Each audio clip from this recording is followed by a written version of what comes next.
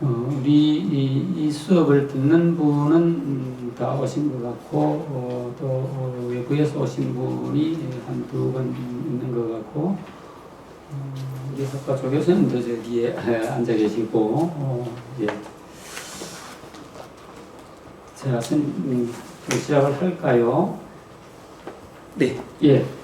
자, 그러면은, 오늘 특강을 시작을 하도록 하겠습니다.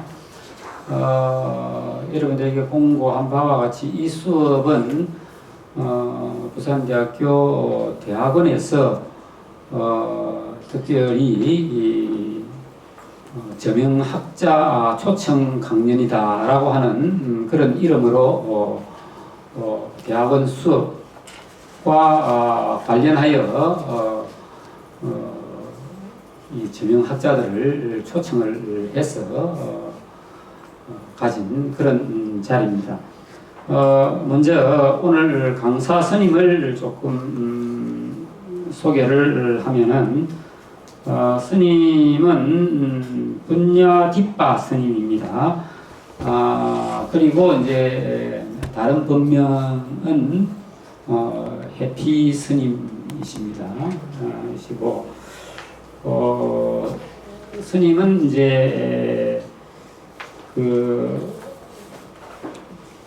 출가 이전에 이력을 조금 말씀을 드리면은 우리 부산대학을 졸업을 하셨습니다. 졸업을 하셨고 스님 화학공학과 졸업을 하죠. 예, 공학도입니다. 공학도고 그래서 공학을 하시던 분이 이 출가를 사회생활도 하시고 여러 가지 일을 하시다가 이제 출가를 2007년에 출가를 하셨다고 들었습니다. 그래서 출가를 하셔가지고 이제 지금 아까 복장이 조금 다르다 했는데 근본 불교, 초기 불교, 부처님 당시의 불교를 공부하고 연구하고 계시는 그런 스님입니다. 스님은 물론 좀 더 자세한 것은 스님이 강의 중에 또 소개를 하시겠지만 간략하게 소개를 하면은 스님은 공부를 많이 하시는 그리고 이제 근본 불교를 연구를 많이 하는 연구자이십니다. 그래서 오늘은 우리 이 수업이 교육사 인물 연구라고 해서 교육자로서의 어떤 인물을 선정해서 이제 각자 그 인물에 대해서 연구를 하는데 오늘은 붓다를 연구하고 계시는 교육자로서의 붓다입니다. 교육자로서 붓다를 연구하고 계신 스님을 초대를 하게 되었습니다. 그래서 스님이 말씀해 주실 내용은 나는 왜 그리고 어떻게 붓다를 연구해 왔는지 그리고 붓다 연구가 이 시대의 교육에 주는 시사점은 무엇인지 하는 그런 내용들을 비롯해서 그 밖에 이제 또 스님께서 하시고 싶은 여러 가지 말씀을 또 하실 수 있도록 조금 열어놓고 스님께서 자유스럽게 말씀을 하실 수 있도록 그렇게 하겠습니다. 그래서 1시간은 스님이 강의를 하시고 1시간은 질의 토론 시간을 가지도록 하겠습니다. 여러분들이 질문하실 것은 역시 제한이 없습니다. 강의를 들으시고 의문이 생긴 것을 질문을 하셔도 좋고 아니면은 불교에 대해서 그냥 궁금한 내용이 있으시면은 그걸 가지고 질문을 하셔도 좋습니다. 오늘 또 한 분의 스님을 소개를 하겠는데요. 산따 집도 스님이십니다. 스님 잠시 조금 뒤로 한번 들어가 주시죠. 예. 스님은 저기 광안리 쪽에 금년산에 법당을 가지고 계시다고 그럽니다. 스님은 명상 쪽에 아주 이렇게 공부를 많이 하시고 수행을 많이 하시고 그렇다고 하십니다. 다음에 한번 기회가 되면은 또 관심이 있으신 분은 언제 한번 찾아서 같이 명상을 해보는 그런 시간이 있으면 좋지 않겠나 그렇게 생각을 합니다. 스님 자리해 주셔서 감사합니다. 예. 자, 그러면 바로 본 강의를 시작을 하도록 하겠습니다. 예, 스님.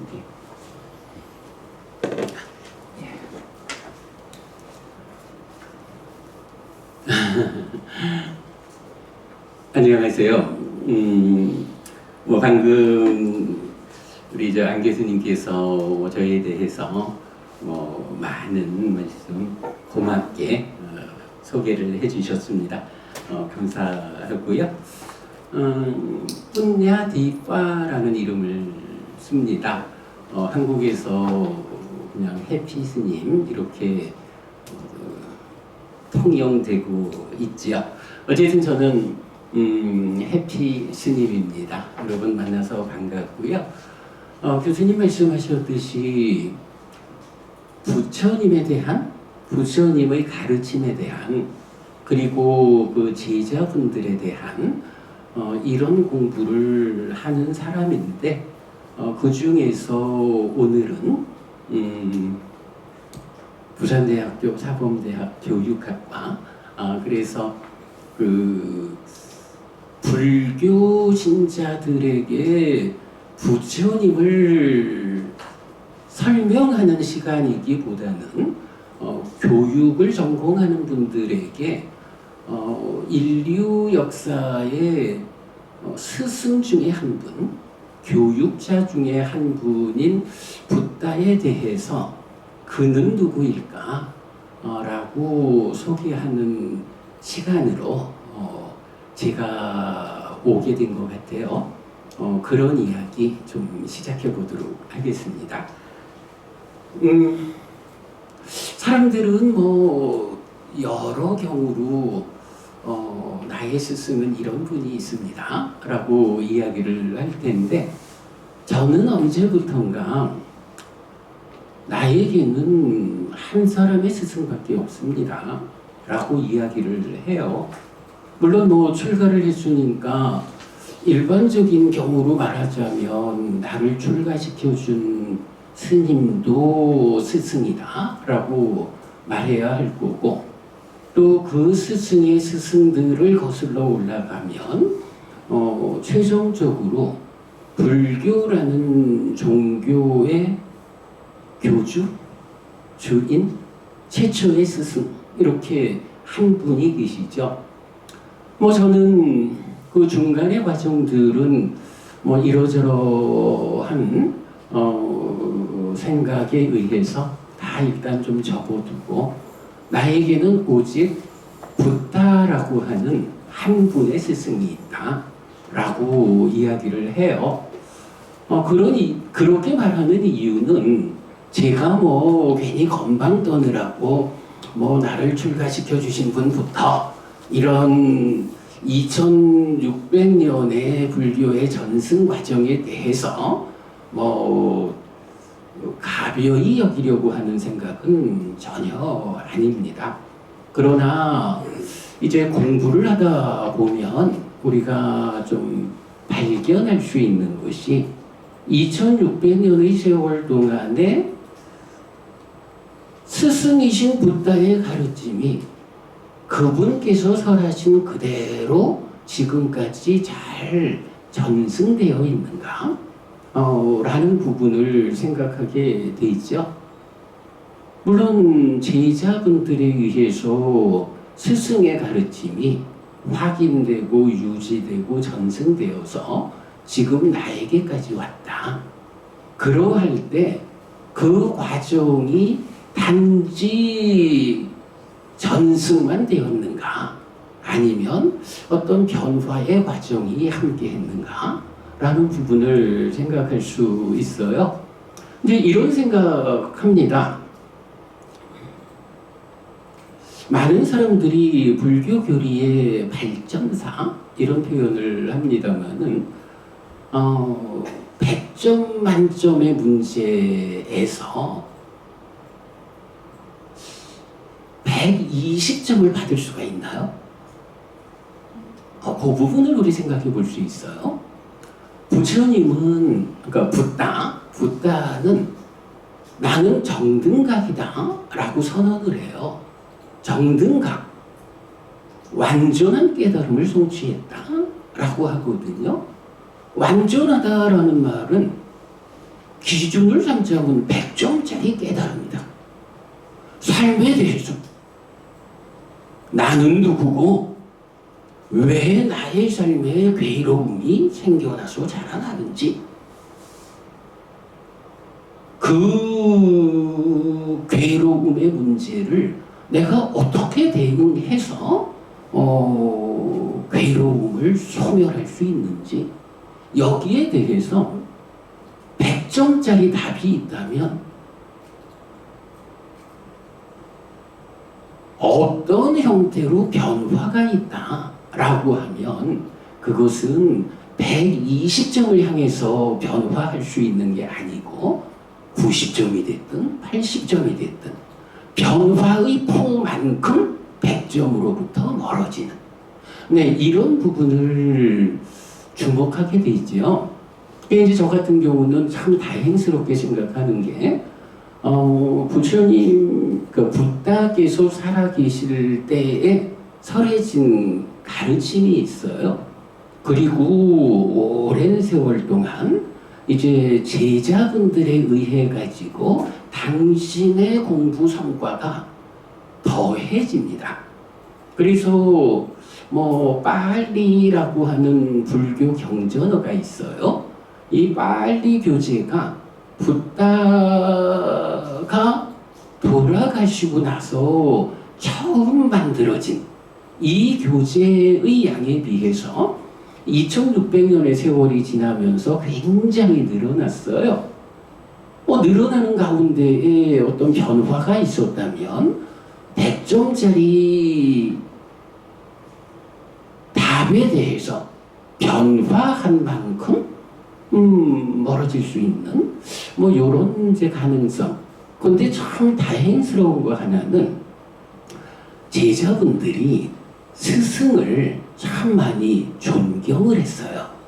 그러다 보니까 내가 우리 스승의 이 가르침을 이렇게 이해했습니다. 또는 내가 볼 때는 이런 부분이 조금 더 보충되면 좋겠습니다 하는 부분들을 스승의 말씀을 직접 수정하지 않고 그 말씀 위에다가 더해 놓은 거예요. 그러다 보니까 2600년 세월 동안 이 빨리요 불교 경전으로 쓰여진 교재가 무지하게 많지만 정말 다행스럽게도 후대에 쓰여진 그 교재들을 걷어내면 이제 부처님 돌아가시고 최초로 쓰여진 이 교재가 흠집 없이 드러난다 라는 것을 우리가 발견하게 되거든요. 그러면 우리가 다 공부하는 사람들입니다만은 오랜 세월 동안에는 교재를 얻는다라는 게 힘들었잖아요. 제가 잘 몰라도 옛날 당송 이때는 그 경전 한 권, 책 한 권 구하려면 집한책 값이었다 이런 말도 확인은 안 되지만 듣는데 오랜 세월을 어떤 곳이 붓다가 돌아가신 직후에 바로 쓰여진 그 가르침일까? 라는 것을 직접 책으로 워낙 방대한 양이죠. 만날 수 없는 이제 그런 형편이 오래 유지가 되어 온 것 같아요. 그러다 보니까 이제 후대로 가면서부터 공부의 방법은 이제 앞선 이제 부처님 이후의 제자분들이 그 방대한 가르침을 당신들의 이해에 의해서 정리한 말하자면 요약집과 같은 참고서와 같은 뭐 이런 교재들을 통해서 작은 분량으로 공부해야 하는 뭐 이런 역사가 좀 있었지 않았나 싶어요. 그런데 참 다행스럽게도 과학의 발전이 사람들에 따라서는 과학이 발전하는 만큼 불교는 쓰임새가 없다. 불교뿐만 아니라 모든 종교가 종교 무용론 이렇게도 말을 하지만 사실은 안 그렇더라고요. 과학이 발전하는 만큼 그 과학의 힘을 빌려가지고 우리가 부다께서 살아계셨을 때 직접 그래서 돌아가시고 바로 편집된 그 경들을 이제 우리가 직접 만날 수 있고, 여러분들처럼 공부를 좋아하는 사람 같으면 뭐 어느 만큼의 경전 언어에 대한 공부를 통하면 직접 만나서 직접 부다라는 스승을 공부할 수 있는 이제 이런 환경이 되어버린 거예요. 아까 우리 산타주도 스님 모든 게 다 조건 말씀하셨는데 조건이 그렇게 변해버렸죠.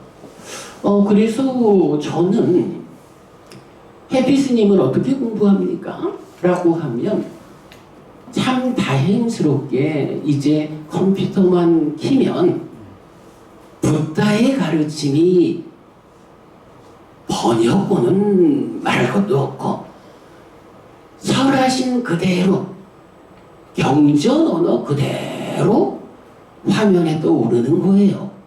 거기에다가 클릭만 하면 이게 무슨 의미의 단어인지 사전까지 그대로 다 제공이 돼요. 저는 사실 화공가 출신이라 그런지 몰라도 언어적 능력이 부족해서 영어도 잘 못하고, 그런데도 불구하고 그냥 매달려서 살다 보니까 공부 잘하는 사람들이 1시간 번역할 분량을 저는 한 서너 시간을 번역해야 하는 것 같아요. 제가 그 외국어에 약해요. 그런데도 번역이 돼요. 그런데도 후대에 우리 선배 스님들이 해석해 준 거기에 의지하지 않고 부탁해서 살아서 직접 설한 가르침 그대로의 의미에 접근하는 일이 되더라고요. 그래서 저는 그렇게 말해요. 나에게는 한 사람의 스승밖에 없다. 나에게는 오직 부다 그 한 분밖에 다른 스승이 없다. 필요하지를 않아요. 물론 뭐 이러저러하게 도움을 받는 거야. 뭐 많이 도움을 받죠, 주변 분들의. 그러나 스승은 한 분이다. 그게 가능하다. 이렇게 말하거든요. 오늘 뭐 저에게 이렇게 그 공부를 좋아하시는 분들에게 한 분뿐인 나의 스승을 소개하는 기회를 만들어 주셔서 우리 안 교수님께 정말 감사드립니다. 고맙습니다. 그래 이제 부다라고 하는 스승이 있어요. 뭐 스승이니까 이건 교육하는 사람이지요. 뭐 교육자예요. 부다가 누굴까? 라고 하면 불교라는 종교의 교주입니다. 여러분, 우리 종교라는 거 뭐죠? 일반적으로 종교 그러면 릴리전, 그래서 신과의 의지, 연결, 이렇게 종교가 정의가 돼요. 아무래도 한국의 철학 이런 공부 과정이 서양 철학에 영향을 받아서 서양적인 종교의 정의가 그대로 받아들여지는 것 같은데, 여러분 오늘 제가 여러분들하고 만나는 게 기뻐서 교육자 부다라고 하는 책을 좀 준비해 봤어요. 그 책 93쪽에 보면 종교는 무엇일까? 라고 종교를 새로 정의를 한번 해봤어요.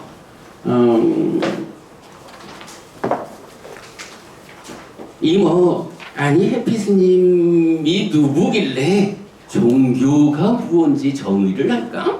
라고 말할 수 있지만 누구나 할 수 있는 거예요. 누구나 논리적으로 이러해야 합니다라고 생각을 정리할 수 있으면 누구나 다 할 수 있는 일이지요. 종교는 무엇입니까? 해서 보면 제가 그 2016년 7월에 부산 불교방송 주말 특집 해피스님의 마음 이야기에서 종교에 대해서 해석했는데 그대로 인용해 놨는데요. 이런 의미입니다. 꼭 종교라는 말을 할 때 신이라는 개념이 필요하지 않다. 인류 역사에 여러 스승들이 있어서 다들 자기대로 삶이란 게 무엇일까? 이 삶의 문제를 어떻게 해결할 수 있을까? 말하자면 왜 괴로울까? 어떻게 괴로움을 소멸하고 행복할 수 있을까? 이런 하나의 주제에 대해서 고민들을 했겠죠. 어떤 분들이 그렇다. 산다는 것은 이런 것이다. 나는 이런 거고 세상은 이런 것이고 이 가운데 내가 부족함이 있어서 괴로움을 겪는데 거기에 이런 방법을 대응해보면 괴로움을 소멸하고 행복해진다 라고 당신대로의 깨달음이 있는 거죠. 아마도 예수님도 그랬을 거예요. 예수님도 여기 이제 기독교 신자들도 계시겠죠. 제 말이 무례는 아닌지 좀 살펴봐 주시면 좋겠는데 예수님도 안 그러셨을까요? 예수님도 삶에 대한 진지한 고민 가운데 참으로 나는 누구냐? 창조주 하나님 여호와 야훼 그분이 있어서 그분에 의해서 내가 창조되어 있다. 세상도 그분에 의해 창조되어 있다.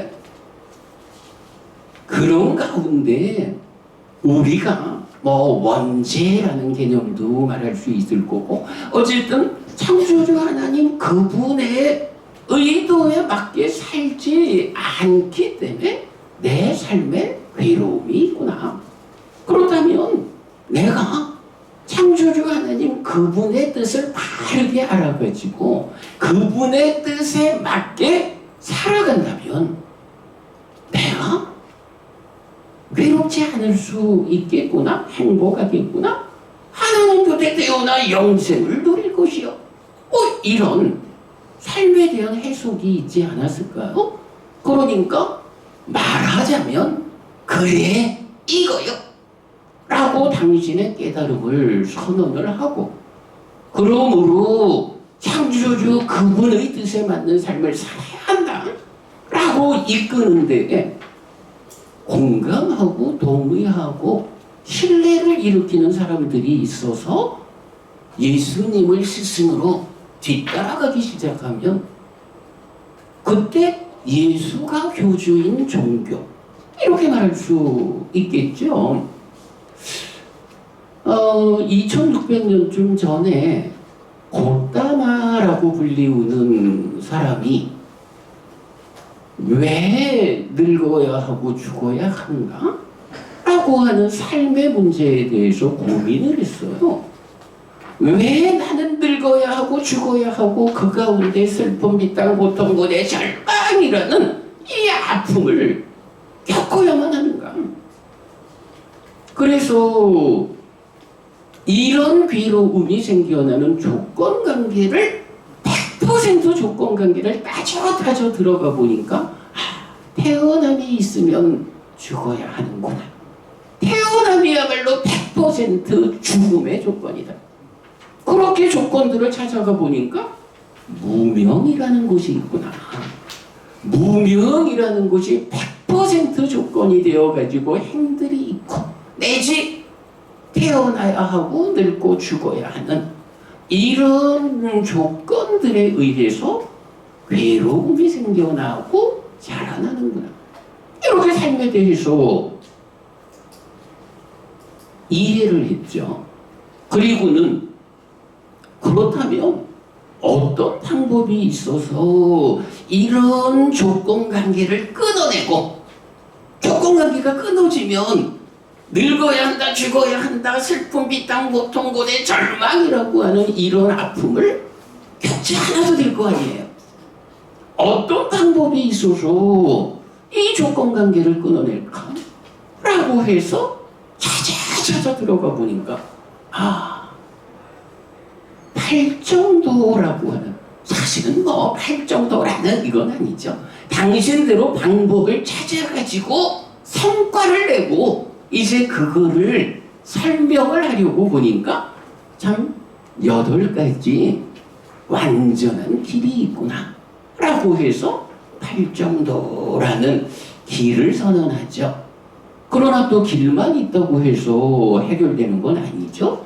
이 팔정도를 실천한다라는 의미의 중도라는 것. 나는 중도를 깨달았다. 중도가 무엇이냐? 열반으로 이끄는 것이다. 그래서 열반으로 이끄는 중도를 깨달음에 의해서 방법을 찾아가지고 그 방법을 실천함으로써 열반을 실현했다. 괴로움, 지로, 행복, 백의 삶을 실현했다. 이게 붓다라고 하는 스승의 깨달음이죠. 그래가지고 붓다도 세상을 상대로 여보시오, 내가 이렇게 삶을 해석했습니다. 이렇게 삶의 문제를 해결했습니다. 라고 선언을 하죠. 사람들에 따라서는 그건 당신 얘기지 라고 고개를 젓는 사람도 있어요. 그러나 또 어떤 사람들은 들어보니까 와, 공감이 간다. 동의할 수 있다. 이런 공감과 동의 위에서 신뢰를 일으켜가지고 뒤따르는 사람들이 생겨나죠. 그 사람들이 많아지면 세상에서 그 많은 사람들의 무리를 뭐라고 불려요? 불교라는 종교다. 이렇게 말하는 거죠. 우리가 종교라는 것을 굳이 신이라고 하는 어떤 개념을 설정해가지고 신에 의해서 답을 찾아야 하는 이런 제한된 정의 위에서 봐야 할 필요는 없다. 제가 이런 이야기를, 교수님 제가 이 얘기를요 왜 강조를 하냐 하면, 제가 중학교 때부터 벌써 절에 다니는 사람이었는데 친구들이 그러는 거야. 야, 불교에는 신이 없다며. 신도 없는데 그게 뭔 종교야? 아니, 나는 종교란에 불교를 적고 나는 분명히 부처님이라는 교주와 더불어 살아가는 불교 신자인데 불교는 종교도 아니라는 거예요. 이 참 어떡하라고. 그래서 수십 년이 지나가지고 출가를 하고, 그리고 또 한동안 공부의 과정이 지나서 그 숙제를 지금 말씀드리듯이 그렇게 풀었어요. 종교라는 것이 그렇게 정의될 이유가 없다. 이런 삶에 대한 깨달음, 그 선언에 공감과 동의와 신뢰로서 뒤따르는 사람들, 이렇게 함께 할 수 있으면 이게 종교다. 저는 그렇게 종교를 정의하는 길을 여러분 책에 적어드렸어요. 이게 참 제가 참 잘 못하는 게 요점 위주로 짧은 시간에 진도를 맞추는 일을 잘 못해서 그냥 할 수 있는 만큼 하다가 시간 되면 마치고 또 여러분들 제가 질문도 받아가면서 이렇게 계속 이어갈게요. 붓다라는 스승의 깨달음은 몸으로 어떻게 우리가 행복할 수 있을까? 몸의 문제를 어떻게 해결할까? 는 아닌 것 같아요. 그죠? 부다라는 스승의 가르침은 뭐 100%라고 해도 되겠죠. 마음의 문제. 마음에 어떤 문제가 있어서 괴롭고 그 문제를 어떻게 대응하면 행복할까? 뭐 이게 부다라는 스승의 초점인 것 같아요. 그런데 부부님, 그 마음 뭐죠? 마음이 뭘까? 잘 모르죠? 사실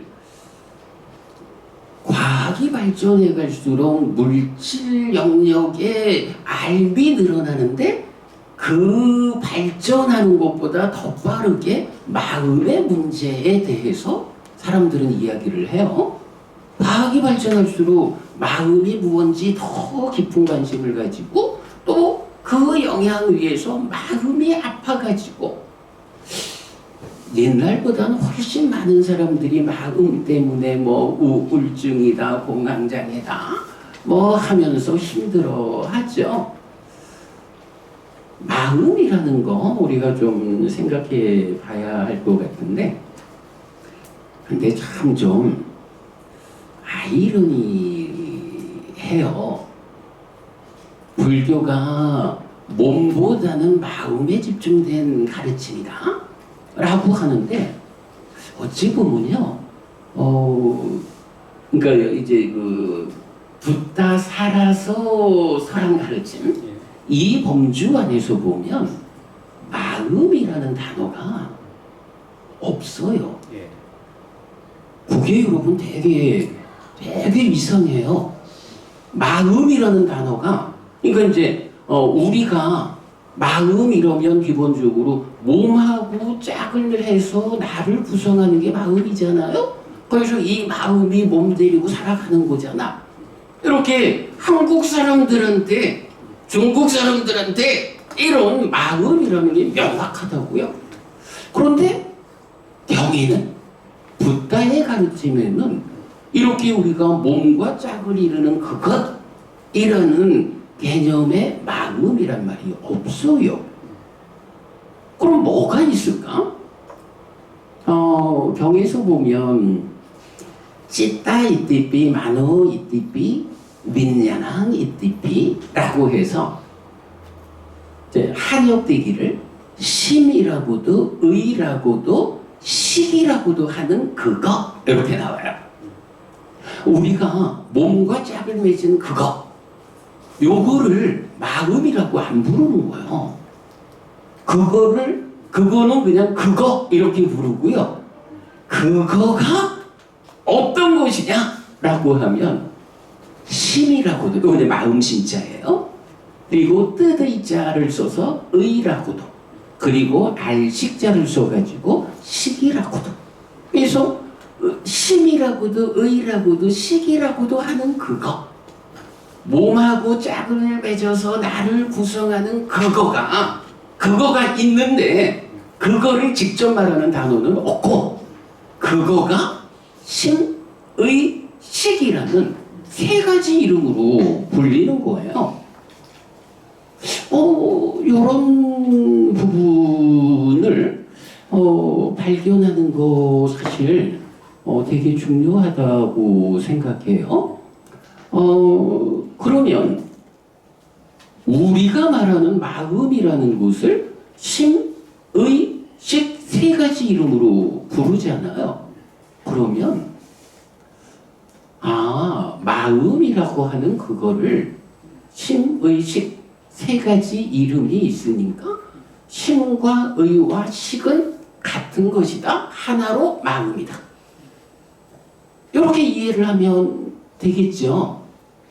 제가 이해하기로 2600년의 세월을 심과 의와 식은 동의어다, 이렇게 해석이 되어 있어요. 그래야 그거에 대한 설명이 되는 거죠. 저는 좀 생각이 달라요.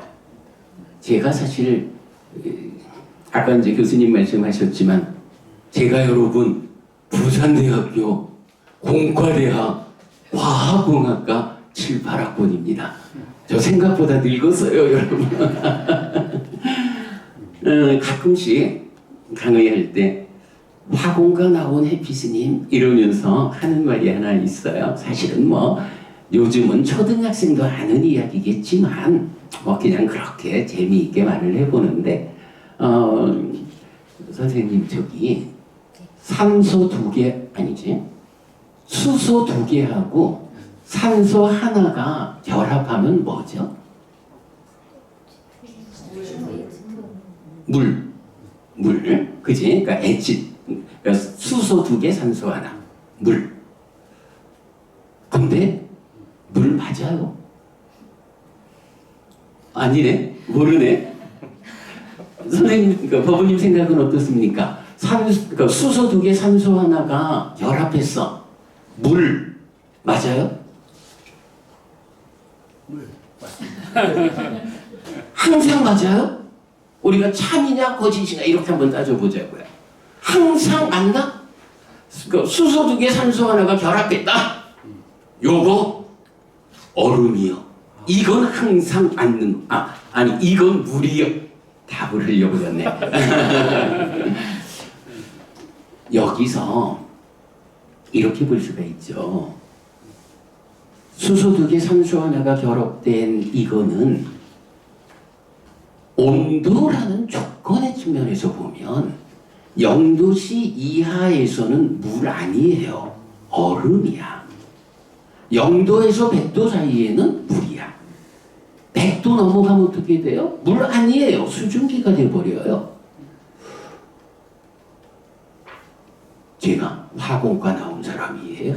그래서 H2O의 비율을 만들어가지고 자 심이라고도 의라고도 식이라고도 하는 그거 요게 몸과 짝해서 나를 구성하는 마음 요걸 나타내잖아요. 근데 그게 그대로 심이라고도 의라고도 식이라고도 하니까 심 이퀄 의 이퀄 식 요렇게 보자면 요거 경우에 따라서는 얼음과 물과 수증기는 하나요. 왜? H2O니까. 이것도 뭐 본질적으로 따지면 어쨌든 H2O요. 맞아. 이래 말할 수 있어요. 그런데 이거를 세 가지를 같은 것이다 라고 이해를 하면 하나의 문제가 생겨요. 예를 들어서 뭐 요즘 어떤지 몰라. 저 출가 전에 우리 애들 키울 때 놀러 가자 이래가지고 이제 그 얼음통 그러니까 이 아이스박스에다가 얼음을 채워가지고 거기에 콜라도 넣고 이래가지고 수박도 넣고 이제 나가잖아요.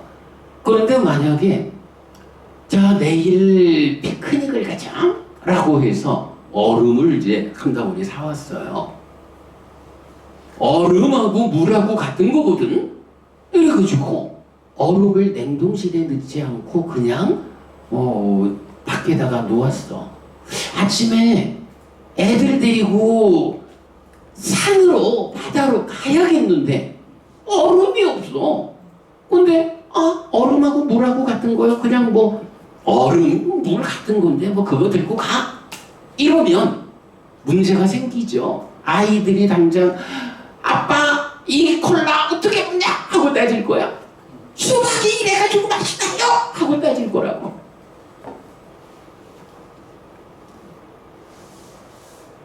얼음이라고도 물이라고도 수증기라고도 하는 이거 H2O를 그 조건의 관점에서 보고 조건에 따라 대응하지 않으면 H2O라고 하는 존재성은 상관없어요. 그러나 그것이 관리되지 않는 데서 문제가 생겨요. 그것 때문에 괴로움이 생겨요. 그러면 얼음과 물과 수증기는 다 하나요. 이렇게 주장하고 그렇게 실천하는 사람이 있다. 이런 사람을 뭐라 하겠어요? 어리석다, 바보다. 바보잖아요, 그죠? 현명한 사람이라면 온도를 조건으로 얼음이라고도 물이라고도 수증기라고도 불리는 이거, 얼음일 때는 얼음에 맞게 조건을 관리해줘야 된다. 여러분, 정전되면 난리 나는 거 뭐예요? 온도라는 조건이 관리 안 돼서 난리 나는 거잖아요. 그것 때문에 괴롭거든요. 조건을 관리하는 사람과 조건을 관리하지 않는 사람, 이게 괴로울 것이냐 행복할 것이냐를 결정해요. 그게 어리석은 자와 현명한 자를 결정해요. 마음이라는 거 어때요? 마음도 심이라고도 의라고도 식이라고도 하는 그거, 이렇게 되어 있는데 요거를 글자 그대로 모아서 같은 거요? 라고 하면 그걸 그냥 마음이라고 부르지 뭐 하면 쉽겠지만, 문제는 그렇게 되면 어떻게 돼요? 이 세 가지 이름의 마음이 관리되지 않잖아요. 관리되지 않으면 심일 때, 심이라고 불릴 때는 심의 조건 상태로 관리를 해줘야 된다고요. 의라고 불릴 때는 의의 조건으로 관리를 해야 되거든요. 식도 그렇죠. 그래서 심과 의와 식이라는 것이 우리 삶의 과정에서 어떻게 생겨나서 어떤 자리에서 어떤 일을 하고 있는지 그 쓰임새를 정확히 알아가지고 심이라고 불릴 때는 이렇게 생겨나는 과정이라는 조건을 제거하고, 생겨난 심에 대해서 어떻게 잘못 작용하지 않도록 할 것인가 라고 과정을, 그 조건을 제거하고, 이래하면 심이라고 불리는 마음이 괴로움을 만들지 않는다고요. 의라고 해도 식이라고 해도 마찬가지겠죠. 그래서 얼음이라고도 물이라고도 수증기라고도 하는 H2O와 100% 같은 구조로 나오는 심이라고도 의라고도 식이라고도 하는 이것, 몸과 짝이 되는 내 마음, 직접 지시하는 말은 없어도 요 문장을 놓고 온도라는 조건에 따라 얼음이라고도 물이라고도 수증기라고도 불리는 H2O로 이해를 하면 현명한 사람이 되지 않아요? 괴로움을 만들지 않잖아요. 마음도 마찬가지인 거야. 삶의 과정이 잘 해석되어서 그 조건에 따라 심이라고도 의라고도 식이라고도 하는 이것, 마음의 이것, 몸의 짝꿍, 이렇게 볼 수 있으면 이런 사람이 괴로움을 만들지 않는 현명한 사람인 거죠. 이 H2O의 비율을 만들었어요. 그리고는 마음이라는 거, 심이라고도 의라고도 식이라고도 세 가지 이름으로 불리는데, 이거를 오랜 전통적 관점에 묶이지 않고 이렇게 몸과 짝꿍이 되는 그거라는 동질성 위에서 각각의 조건에 따른 차별성을 볼 수 있으면, 마음을 동질성 위에 차별성으로 볼 수 있으면 이제 우리 스승 붓다가 깨달아 알려주는 산다는 건 이런 것입니다. 나는 이런 것이고 세상은 이런 것이고 삶의 과정에서 이러이러한 조건들에 의해서 괴로움이 생겨나 자라납니다. 그 자리에 어떻게 대응해서 문제를 해결하고 괴로움을 소멸할 것인지, 이런 깨달음에 의한 스승에서는 거기에 온전하게 공감, 동의해서 신뢰로서 따라갈 수가 있죠. 사실은 이런 사람이 불교 신자나 종교라는 관점에서 이제 이렇게 말할 수 있죠. 제가 뭐 여기저기 강의는 이제 많이 하는 편이에요. 그런데 나의 모교에 와서 정말로 공부를 즐기는 여러분들 이런 강의 자리는 사실 처음이어서 제가 좀 마음이 우쭐해요. 그래서 이제 한 가지 이런 생각을 좀 이런 이야기를 하고 싶다 하는 생각이 들었는데 화공과 출신입니다. 이제 그러다 보니까 제가 그 졸업하고 교수님 제가 유공 입사했어요. 유공 여러분 저 울산에 있는 SK 아시죠? 그 유공에 입사를 했고 저는 이제 주로 본사 쪽에서 일을 했는데 중간에 이제 회사명이 SK로 바뀌었어요. 한 10년 근무하다가 나와가지고 좀 이제 살다가 출가를 했죠. 출가하고 한 5, 6년 지났을 때 그 회사 동료를 한 사람 만났어요. 그러니까 대략 한 15, 6년 전에 함께 했던 동료분인데 저를 보고는 딱 한마디, 와, 창의적으로 일하시던 김 과장님 출가를 하셨군요. 이러는 거예요. 그러면서 옛날에도 그래 좀 창의적으로 일을 했었으니 출가를 해서 스님이 되었다 해도 좀 그러합니까? 라고 이야기를 해요. 그래서 제가 내가 창의적이었나요? 하니까 김 과장님 그랬죠? 그러는 거야. 생각해 보니까 좀 많이 그랬던 것 같아요. 그래서 이제 제가 그랬어요. 그래, 내가 좀 말씀해 주시기 전까지는 생각해 본 건 아닌데, 정말 출가해서 공부를 하면서도 내가 회사 다닐 때에 선배들이 하던 그대로 따라하지 않고 조금 더 성과를 낼 수 있도록 일을 만들어 한 것이 창의적이었다면 출가한 지금도 내가 선배 스님들의 공부를 그대로 따라 익히는 공부보다는 그냥 이게 2000년의 세월을 격해서 라고 할 수도 있지만 어쨌든 덮고 있는 것들 다 걷어내고 부처님 살아계실 때 그러니까 부다께서 살아서 직접적인 가르침을 공부하는 그런 시도를 하고 있으니까 그래 내가 출가해서도 좀 창의적이다 라고 말할 수도 있겠네 라고 대답을 했거든요. 창의적이다 하는 생각을 좀 해봐요. 저는 부다께서도 참 창의적인 분이다 라고 생각을 해요. 여러분 이제 드린 책에도 이제 그런 내용 좀 적혀 있는데 심지어 부다께서 처음 경의 표현으로는 바야흐로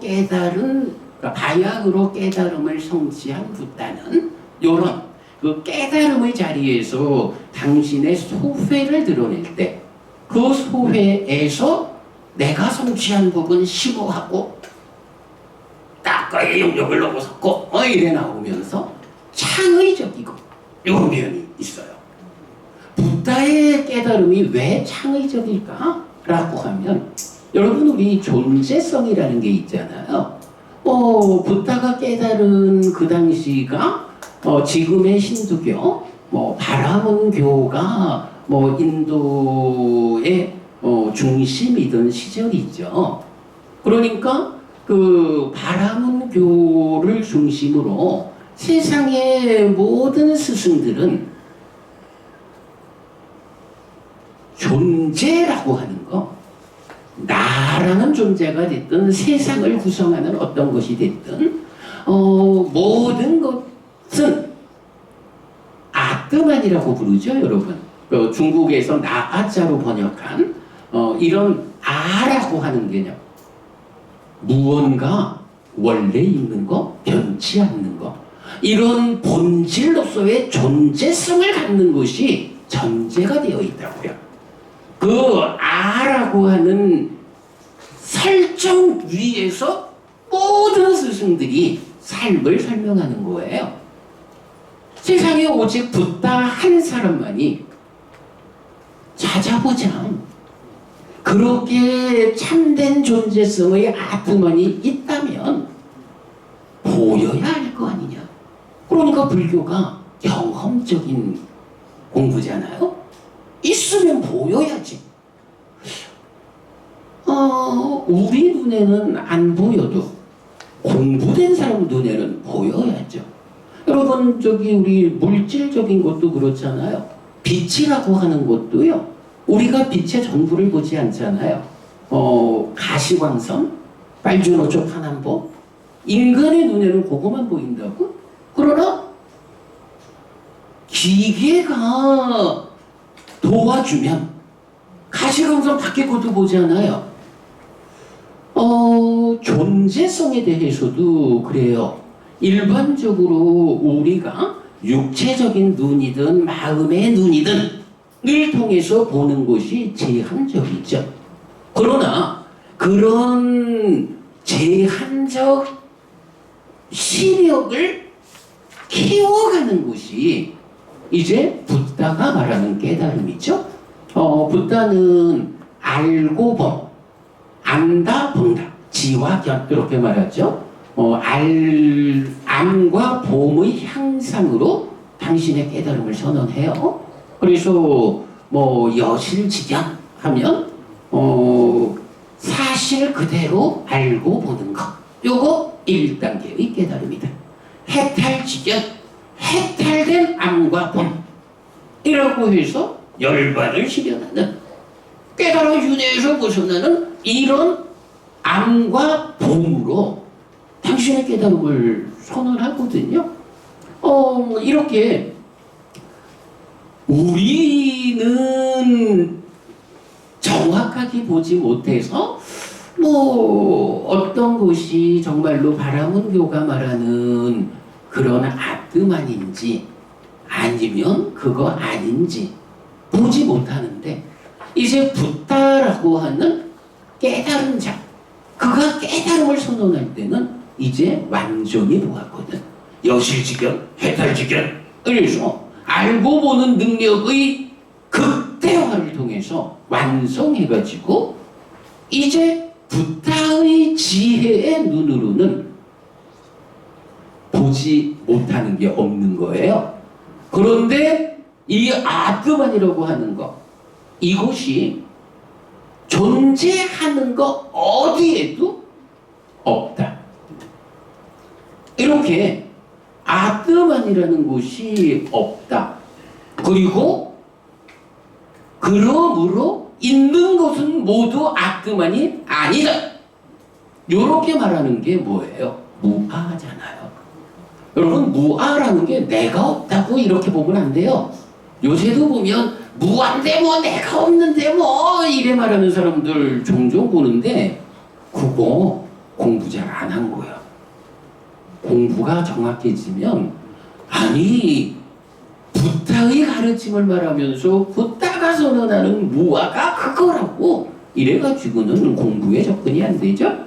무아라는 것은 이렇게 힌두교, 바라문교, 우파니샤드 이쪽에서 말하는 그 참된 존재성으로의 아트만 없다. 있는 것은 모두 그 아트만 아니다.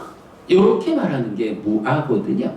그런데 세상 모든 스승들이 다 그런 아트만의 관점, 참된 거, 그 참된 존재성 위에서 깨달음을 선언하는데, 삶을 보는데, 오직 붓다 한 사람만이 아니다, 무아다 라고 전혀 다른 선언을 하는 거죠. 부다는 그래서 창의적인 편이죠. 그러니까 당신의 깨달음의 소회를 말하면서도 내가 성취한 법은 심오한 것이고 점점점 하면서 창의적인 것이고 이렇게 말을 하거든요. 이렇게 이제 부다는 창의적이다. 인데 그런 창의성이 꼭 이런 깨달음의 측면에서만 있느냐 하면 그렇지도 않아요.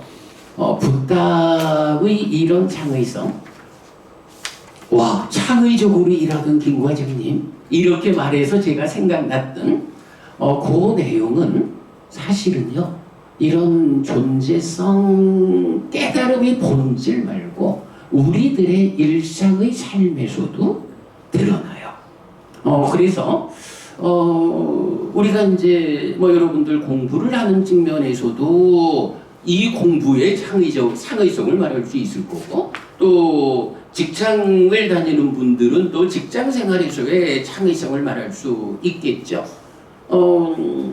창의적으로 일하던 김 과장 소리를 듣고서 제가 생각이 좀 미친 게 경이 하나 떠올랐어요. 자, 여러분 우리 책에 몇 페이지더라? 68페이지 한번 볼게요. 네, 교육자 부다입니다.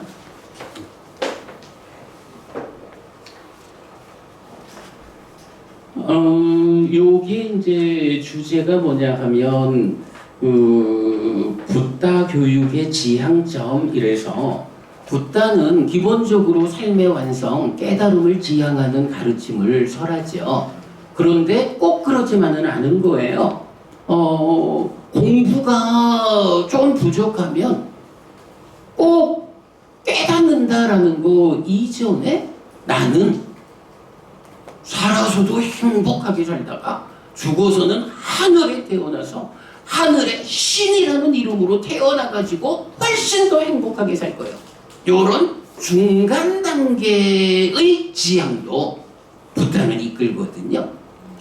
그럴 때 보면 이제 4번 하늘을 겨냥한 자를 위한 기본 교육 카운슬러로의 교육자 부다 그렇게 돼 있는데, 자 제일 밑에 내려오면 이 AN 8.54 이랬는데 안고 따라니까야 8의 모음의 54번 디가자누경은 다복하고 풍요로운 삶을 살고도 죽어서는 하늘에 태어나는 방법을 알려주는데, 금생의 이익과 금생의 행복으로 이끄는 네 가지와 내생의 이익과 내생의 행복으로 이끄는 네 가지입니다. 이 표현 어때요, 여러분? 우리가 이러니까 우리 저 산타치토 스님하고 저하고는 빼고 제가자의 삶을 말할 때 제가자가 행복하다라고 하면 이렇게 말하면 되지 않을까요? 다복하고 풍요로운 삶. 아들 딸 많이 낳고 그런 가운데 부자여서 부족한 게 없어. 아니 요새 한국 사회의 문제가 애를 안 낳잖아요. 사실 그거 여러 가지 조건 때문에 안 낳지. 부잣집 가면 애 많이 낳더만. 그런 거 아니겠어요? 그러니까 기본적으로 우리가 제가자로의 삶, 가족과 함께하고 경제활동을 영위하는 제가자의 삶에서 보면 다복하고 풍요로운 삶을 살 수 있으면 최고지 뭐. 네. 그런데 디가자누라는 사람이 부다한테 질문을 하는 거예요. 살아서 다복하고 풍요로운 삶을 살고도 죽어서는 더 좋은 것 하늘에 태어나는 방법이 있습니까? 남의 얘기를 조금 하면 미안하지만 대답이 낙타가 바늘구멍을 통과하는 것보다는 훨씬 쉬운 답을 부다는 줘요. 그래서 이제 부다는 살아서 금생의 이익과 금생의 행복으로 이끄는 네 가지가 근면을 갖추고 보호를 갖추고 선우를 사귀고 균형 잡힌 생계를 한다. 균형 잡힌 생계 이런 거 가지고 직접 말하고, 그리고 내생의 이익과 내생의 행복으로 이끄는 네 가지가 뭐 믿음, 계보시, 지혜를 갖춘다 이러는데 뭐 다 말씀드릴 시간은 안 돼요. 맞춰야 할 것 같은데 한 가지만 보겠습니다. 첫째가 그러니까 금생 살아서 이익과 행복을 얻고자 한다면 네 가지를 필요로 한다. 그 중에 첫째가 근면을 갖추는 것이다. 근면을 갖춤. 직업을 가지고 생계를 유지하면서 거기에 숙련되고 게으르지 않으며 그것을 완성할 수 있는 검증을 거쳐 충분히 실행할 수 있고 충분히 연구할 수 있는 자가 될 것. 설명하지는 않겠습니다. 붓다라고 하는 스승이 우리 생각에는 깨달음 이래가지고 어떤 뭐 높은 경지의 이야기만 하는 것 같은데 사실은 안 그래요. 붓다는 많은 사람들이 구체적으로 가지고 있는 아픔에 대해서 답을 주는 분이에요. 제가 오늘 여러분 책 3권 드렸죠. 그 책 3권 말고 그 책들은 뭐 여러분들이 붓다를 하는데 정말 도움된다 해서 드렸고 그거 말고 요거는 제가 처음 만든 책인데 불교 입문 1 소유하고자 하는 자를 위한 가르침 요건 안 드렸어요. 제가 너무 많이 드리긴 그래서 나중에 혹 필요하시면 예, 이 책은 제 연구실에 있으니까 여러분들 필요하신 분은 와서 보도록 하세요. 그 외에도 경전 백성이라는 이런 책도 제가 가지고 있으니까 필요하시면 제가 빌려드리도록 하겠습니다. 그래 이제 제 말씀 마무리하겠는데 아무튼 그래서 요 불교 입문 이 책에도 보면 그런 그 진리성 이런 측면보다도 그 이전에 제가자가 일반적으로 가족과 더불어 경제 활동을 영위하는 사람들이 어떻게 성공할 수 있을까? 행복할 수 있을까? 하는 주제를 설하는 경이 444개가 인용되어 있어요. 요 책 하나에만도. 그런 부분 여러분 좀 이해하시면 좋겠고 여기까지 마무리 동질성 위에 차별성으로 마음을 보자 하는 거 여러분 꼭 기억하셔요. 붓다의 가르침을 보는데 요거 놓치면 한 걸음도 못 납니다. 네, 고맙습니다 여러분. 예, 감사합니다.